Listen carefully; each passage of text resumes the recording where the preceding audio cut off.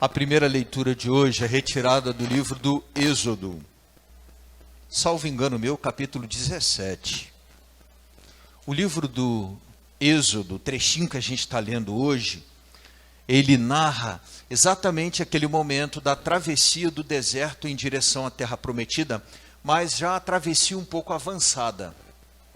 Moisés, já de idade um pouco avançada, depois de ter passado por tudo aquilo, a libertação do Egito, a travessia do mar, o início da caminhada, se surpreende com a possibilidade, nesse caminho, de um ataque de um povo estrangeiro. E eles estavam estabelecidos, né? Estavam ali a caminho. Os amalecitas, liderados por Amaleque, que tinham intenção de travar batalha, dominar e escravizar o povo hebreu. Poxa, tinham acabado de sair de uma situação de escravidão no Egito, lutando para atravessar um deserto e se tornar escravo no meio do deserto, não estava nos planos do povo de Deus de jeito nenhum, né? Mas por regra, Moisés orientou: nós não vamos travar batalha com ninguém, mas vamos nos defender. Moisés, inclusive, tentou um diálogo que não foi possível. E a única solução possível foi se defender no campo de batalha. O exército de Israel era inexpressivo, pequeno. Moisés, já avançado em idade, não tinha condição de ir para o fronte de batalha, né, para a frente de batalha, de jeito nenhum. Mas Moisés fez um pedido interessante. Por favor, me coloquem no alto de uma colina e eu quero ter contato visual com a batalha. Moisés então se colocou estrategicamente ali no alto da colina. Começada a batalha, Moisés começou a rezar, braços erguidos, intercedendo. E rapidamente o pessoal se deu conta do seguinte: enquanto Moisés, braços erguidos, rezava, os judeus venciam a batalha. Se você já experimentou tentar ficar nessa posição por um tempo, o braço vai ficando pesado, pesado, pesado, até para quem tem uma massa, bom, quem não tem massa muscular assim consistente, qualquer 3, 4 minutos, bum, não dá mais, né? Mas mesmo para quem está um pouquinho em forma, o braço começa a doer. No caso de Moisés, idade avançada, Moisés não teve condição de manter o braço erguido. Quando Moisés então abaixou o braço, imediatamente Amaleque começava a vencer a guerra no campo de batalha. E aí então os camaradas decidiram o seguinte: vamos deixar 2 homens encarregados para segurar cada um braço de Moisés. Salvo engano meu no texto, Arão e Ur são os homens encarregados para segurar o braço de Moisés erguido. Porque a intercessão de Moisés era o fiel da balança daquela guerra, né? A oração de Moisés foi, de fato, a razão, fundamento, a força necessária para a vitória dos israelitas sobre os amalecitas, mesmo em menor número, mesmo liderados pelo grande Josué e um grande estrategista de guerra, mas mesmo assim não teria condição se não fosse o braço erguido de Moisés. Conclusão dessa história aí, né? Já adiantando um pouco da nossa reflexão, a oração chegou onde a infantaria de Israel não pôde chegar. Vocês entenderam? A infantaria de Israel ali na frente, na primeira linha de batalha, pôde chegar ao inimigo, mas não pôde chegar à vitória. A oração de Moisés chegou onde a infantaria não chegou. O que inverte completamente a maneira como a gente entende a oração, né? Às vezes a gente entende a oração assim, é melhor a gente resolver com o braço. O que resolve mesmo é o braço. É meter o pé na porta, chegar lá e resolver e pronto. E a gente acha que é assim que se resolve, que é assim que se decide, que é assim que se chega. Nem sempre. inverte a lógica da gente compreender as coisas, porque em geral a gente acha que a perna chega onde a oração não chega, o braço chega onde a oração não chega. A gente pensa que a impaciência chega onde a perseverança na espera da oração não chega, e é exatamente o contrário. Não sei se eu estou me fazendo entender aqui, né? O que está sugerido nesse texto é: a oração chega onde você não chega. A oração alcança o que o teu braço não alcança, o que a tua perna não alcança, o que a tua inteligência não alcança, ela alcança. Porque, na verdade, dela a gente é instrumento, mas a gente não é o sujeito que age. Lá na ponta, o sujeito que age na nossa oração, na minha oração, não sou eu. Está claro? Assim como era Moisés, idoso, completamente incapacitado, não era ele que agia na ponta, mas o próprio Senhor quem agia na ponta. Né? Compliquei ou entenderam? Em resposta à primeira leitura, o salmo de hoje, que é o salmo 120, tudo salvo engano meu, tá? Porque eu já estou na quarta ou quinta, 120, né? Então eu já posso estar meio mais para lá do que para cá. O Salmo 120 diz assim, ó: do Senhor é que me vem o meu socorro, do Senhor que fez o céu e fez a terra. Olha que resposta encaixada, né? Por isso que ele é o salmo responsorial, é o salmo de resposta. Porque está dito aqui o seguinte: o meu socorro, em última instância, não vem do meu braço, nem do braço de ninguém. Não vem da minha inteligência, nem da inteligência de ninguém. Não vem da minha língua, nem da língua de ninguém. Do Senhor é que me vem o meu socorro. O salmo tem até uma estrutura poética, assim, ó: eu levanto os meus olhos para o monte. De onde pode vir o meu socorro? Do Senhor é que me vem o meu socorro. Do Senhor que fez o céu e fez a terra.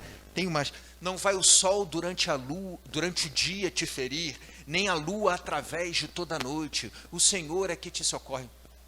Ok? Dando essa ideia de uma cobertura 24.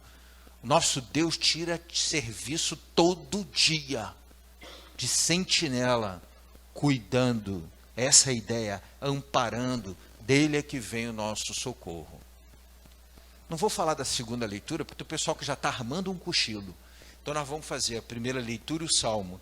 Aí antes da segunda leitura eu vou dar uma palavrinha aqui rapidinho também. Prometo que na homilia eu encurto. Mas o pessoal daqui já me deu a dica: padre, mate de fome o povo. Estica bem, porque quando acabar que vier aquele cheiro da costela, da batata e do agrião, o povo vai almoçar.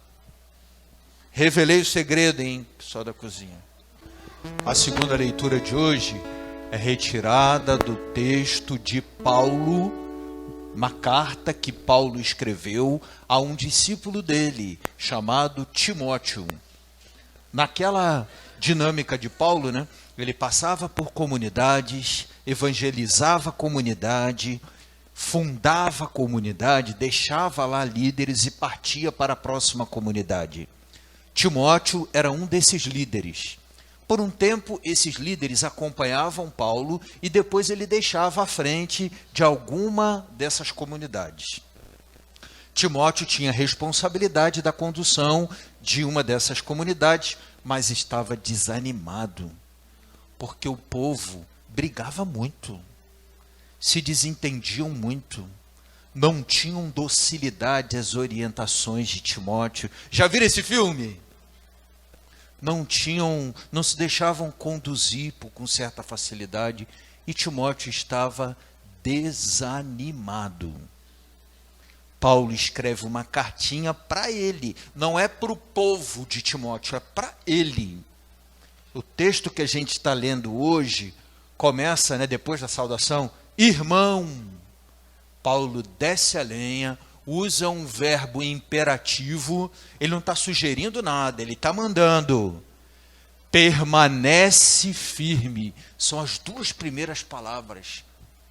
A tradução latina desse texto usa o verbo maneo, aqui em latim é muito interessante, é mais do que a nossa noção do português de permanecer. O nosso permanecer não é tão estático quanto o mâneo. O nosso permanecer dá uma ideia de, pelo menos por um tempo, segura a tua onda. O mâneo latino é fica assim, como modo de ser, como identidade. Ele está dizendo ali, fica firme, permanece firme. E aí depois ele vai seguir, né? Na dificuldade, na tribulação, lembra da palavra que você recebeu, que Paulo que tinha anunciado para ele, tarará, tarará, tarará. Mas o coração do texto é, permanece firme. Eu acho que tem um encaixezinho interessante, porque, ó, Moisés, intercessão de Moisés, vitória, Salmo 120, do Senhor é que me vem o meu socorro, e a conclusão natural disso qual é? Permaneço firme, fico firme. Vocês se entendem que tem uma sequenciazinha lógica bem interessante, né? E o texto está pedindo, da segunda leitura de hoje, fica firme, permanece firme. Mesmo na dificuldade, mesmo como Moisés, né, ficou com o braço erguido até o cair do dia. Mesmo que a gente esteja já com o braço um pouco cansado, para cair, permanece firme, fica firme. É a mensagem da segunda leitura. Vamos acompanhar o texto da segunda leitura. Viu o apelo de Paulo? Permanece firme, insiste, anuncia, proclama, não desanima, permanece firme. Isso cai, não só para o padre, né? Mas quantas vezes você em casa já disse para um filho, meu filho, olha isso aqui. Aí dá uma vontade de desistir, né? Vou largar, vou deixar. Ou em outras situações, há 20 anos que eu estou falando isso, ó. Fala mais 20, né? Há 30 anos que insisto sobre esse ou aquele ponto, insiste mais um pouco. Permanece firme. Vamos lá? Vamos acompanhar a nossa aclamação ao Evangelho. O Senhor esteja convosco. Proclamação do Evangelho de Jesus Cristo, segundo Lucas. Vamos lá? O Evangelho que nós vamos ouvir é um texto escrito por São Lucas, nosso padroeiro, que a gente está celebrando hoje, o Tríduo, né? O segundo dia do Tríduo. Há aqui um aspecto interessante. Lucas diz assim no início, ó, naquele tempo, Jesus contou aos discípulos uma parábola. Até aí, Mateus, Marcos, João, de vez em quando eles fazem isso, né? Naquele tempo, Jesus contou uma parábola, aí, 2 pontos, aspas, e ali começa a palavra de Jesus. A gente chama isso de ipsíssima verba Christi, a palavra mesma de Jesus. Só que Lucas, ele deu um acréscimo aqui sutil. Lucas já diz por que e para que Jesus contou a parábola. Então aqui Lucas já está nos oferecendo uma interpretação da parábola. E aí diz assim o texto, ó, Jesus contou aos discípulos uma parábola para, olha a conjunção final aí, com o objetivo de, ok? Para mostrar-lhes a necessidade de rezar sempre e nunca desistir. Está aí o nosso tema de hoje. Rezar sempre e nunca desistir. São Lucas, obrigado, facilitou demais o trabalho do padre, não é não? Ele já disse. A parábola que a gente vai ouvir, que Jesus está dizendo, São Lucas, que escreveu o texto, diz, Jesus disse isso para dizer para você, ó, você precisa rezar sempre e nunca desistir. Eu vou dizer que entendi melhor que São Lucas, o que São Lucas escreveu sobre o que Jesus disse, não posso, não é isso? Vamos lá.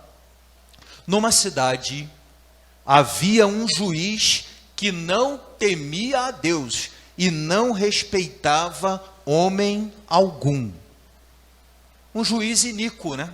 Um juiz injusto. Olha que controvérsia, né? Na mesma cidade havia uma viúva. A viúva era a figura do desamparo. era um dos alvos primeiros da caridade dos judeus e depois dos cristãos. Era a imagem do desamparo, era a viúva, o órfão. E a viúva pedia ao juiz: faze-me justiça contra o meu adversário. Ela estava sendo injustiçada e pedia ao juiz: por favor, olha a minha causa. Durante muito tempo o juiz se recusou.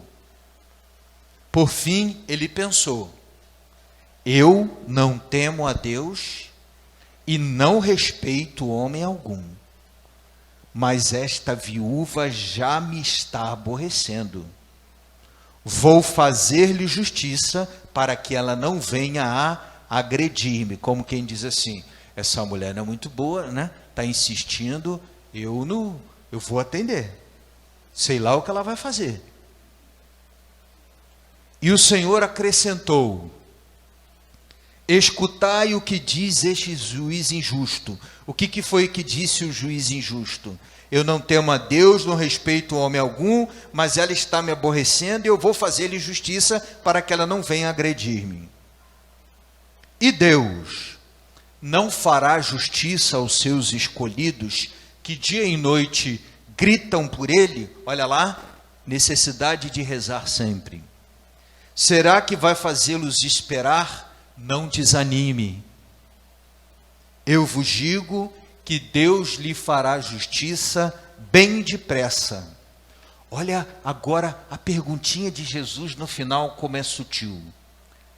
Mas o Filho do Homem, quando vier, será que ainda vai encontrar fé sobre a terra? Ou seja, será que o homem, as pessoas, terão fé suficiente para rezar sempre e nunca desistir? Será que haverá perseverança? As pessoas estarão esperando ou já terão desistido de esperar? Entenderam? Palavra da salvação. Aleluia, aleluia, aleluia, aleluia, aleluia, aleluia. Acho que eu não preciso mais dizer muita coisa, né? Tá redondo, não tá? Sim ou não? Rezar sempre, nunca desistir. Lembrar do braço de Moisés que começou a pesar. Eu acho que assim, é uma alegoria muito interessante das situações das quais a gente se cansa, né? Do desânimo. Mesmo que você precise da ajuda de alguém para segurar um braço e o outro, peça ajuda, mas não desista, não desanime. 1, o nosso socorro vem do nosso Deus. 2, permanece firme. 3, reza sempre. E, por favor, não desista nunca. Alguém quer falar alguma coisa?